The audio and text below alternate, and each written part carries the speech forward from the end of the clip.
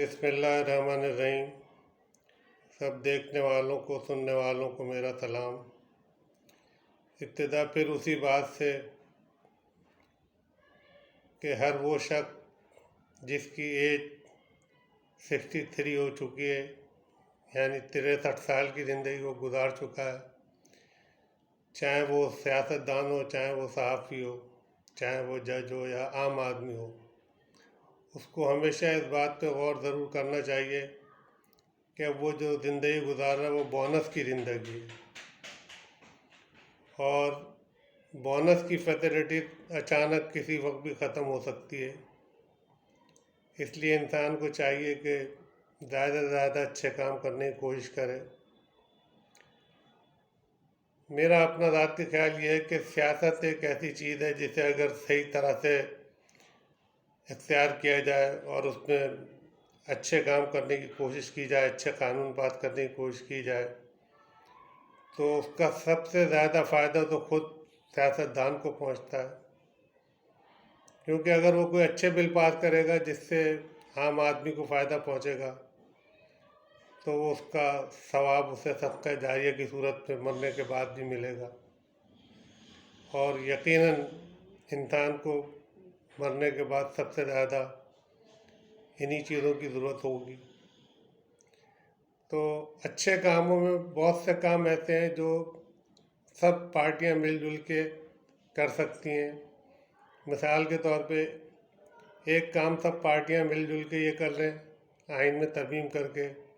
ایک قانون پاس کر لیں جس کا فائدہ حکومت میں آج کوئی ہے، کل کوئی ہوگا، پرسوں کوئی ہوگا، لیکن فائدہ پھر اس کا سب کے لیے ایک مشترکہ ہوگا اور سب کو ہمیشہ کے لیے اس کا ایڈوانٹیج رہے گا۔ مثال کے طور پہ ساری پارٹیاں مل کے یہ قانون پاس کر لیں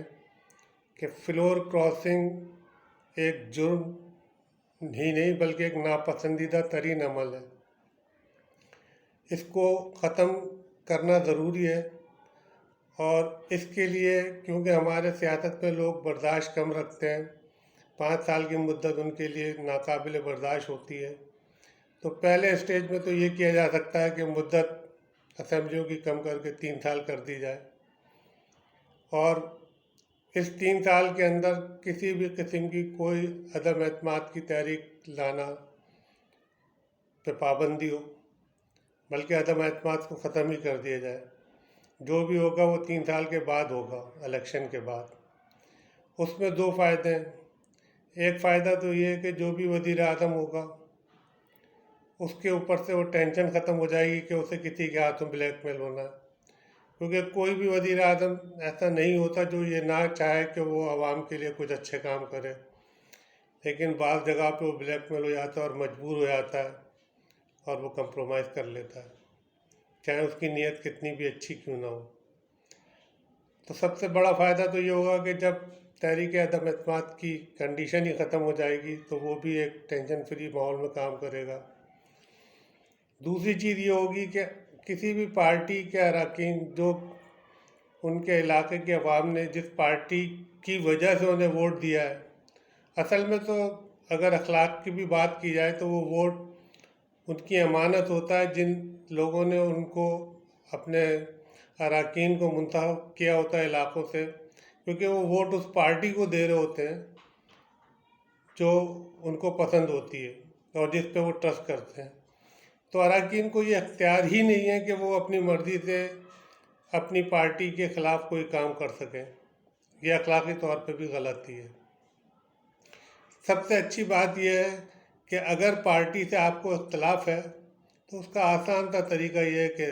اپنی سیٹ سے ریزائن کریں، اور پھر آپ جس پارٹی میں جانا چاہیں اس پہ آپ کو کوئی بھی اعتراض نہیں کرے گا، آپ اس سے الیکشن لڑیں، الیکشن لڑ کے اگر آپ جیت جاتے ہیں تو آپ آگے پھر اپنی پسند کی پارٹی کی پالیسی کو فالو کریں۔ یہ وہ چیزیں ہیں جن سے معاشرے میں لوگوں کا اعتماد جمہوریت پہ بڑھتا ہے۔ اس وقت تو جو لوگ جب سنتے ہیں کہ لوگوں کے ضمیر جاگ گئے اور لوگ عدم اعتماد کر رہے ہیں تو لوگ بہت ہی بری نظر سے اسے دیکھتے ہیں، بلکہ سیاستدانوں کو اتنی بری گالیاں دے دیتے ہیں بعض وقت جو کہ ناقابل بیان ہوتی ہیں۔ نتیجہ یہ ہوتا ہے کہ سیاست جسے اچھا کام ہونا چاہیے وہ بدنام ہو جاتی ہے، اور لوگ جو ہے اسے انتہائی برا کاروبار سمجھنے لگتے ہیں۔ تو اس طریقے سے لوگوں میں سیاستدانوں کی عزت بھی پیدا ہوگی، اور پھر سب سے بڑا ایک اچھا جو کام ہو جائے گا اس کے اندر وہ یہ ہوگا کہ پھر کوئی فوج کو بھی کرٹیسائز نہیں کر سکے گا۔ لوگ کہتے ہیں کہ بھی فلاں نے اشارہ کر دیا، فوج نے اشارہ کر دیا، فوج ہمارے ساتھ ہے، فوج ہمارے ساتھ نہیں ہے۔ جب تحریک عدم اعتماد کا مسئلہ ہی ختم ہو جائے گا تو یہ بات بھی فوج کے اوپر کوئی نہیں کہہ سکے گا کہ انہوں نے کسی کے ساتھ مل کے ہماری حکومت ختم کرائی، کیونکہ فوج ایک ایسا ادارہ ہے جس سے کسی بھی شخص کو کسی بھی صورت میں بدنام نہیں کرنا چاہیے، اس کے اوپر کوئی کرٹیسائز نہیں کرنا چاہیے، باوجود اس کے کہ ہر انسان ہے، کبھی بھی کوئی انسان غلطی انفرادی طور پہ کر سکتا ہے، لیکن فوج ایک ایسا ادارہ ہے کہ اسے کمزور کرنے کا مطلب سیدھا سیدھا یہ ہے کہ آپ اپنے آپ کو خود کمزور کر رہے ہیں۔ تو اس طرح سے پھر آئندہ کوئی فوج پہ بھی الزام نہیں لگائے گا کہ فوج نے کچھ کر دیا، کیونکہ وجہ یہ ہے کہ جب تحریک عدم اعتماد آئے گی نہیں تو پھر ظاہر ہے کہ فوج کی طرف انگلیاں اٹھنے ختم ہو جائیں گی، اور یہ سب کے لیے بہتر ہو جائے گا، حکومت کے لیے بھی، اپوزیشن کے لیے بھی، اور فوج کے لیے بھی، کیونکہ اگر ہم نے اداروں کو مضبوط نہ کیا تو پھر کبھی بھی معاشرے میں بہتری قائم ہو نہیں سکتی۔ معاشرے میں ہمیشہ بہتری اسی وقت آتی ہے جب ادارے مضبوط ہوں، کیونکہ ہر جگہ پہ لوگ آتے ہیں جاتے ہیں چلے جاتے ہیں، اداروں کی پالیسیاں چلتی ہیں، اور ان کو کبھی بھی نشانہ بنانا نہیں چاہیے، کیونکہ اگر ہم اپنے ان مضبوط اداروں کو نشانہ بنائیں گے تو ہم خود اپنا نقصان کر رہے ہیں، ذرا اس پہ غور کرنا چاہیے۔ تو کوشش کریں کہ بہتر اچھا قانون بنائیں جس کی وجہ سے عوام جمہوریت پہ اعتماد بھی کریں اور سیاستدانوں کو اچھی نظر سے دیکھیں۔ اللہ تعالیٰ سب کو صحیح راستے پہ چلنے کی توفیق دے۔ پاکستان زندہ باد۔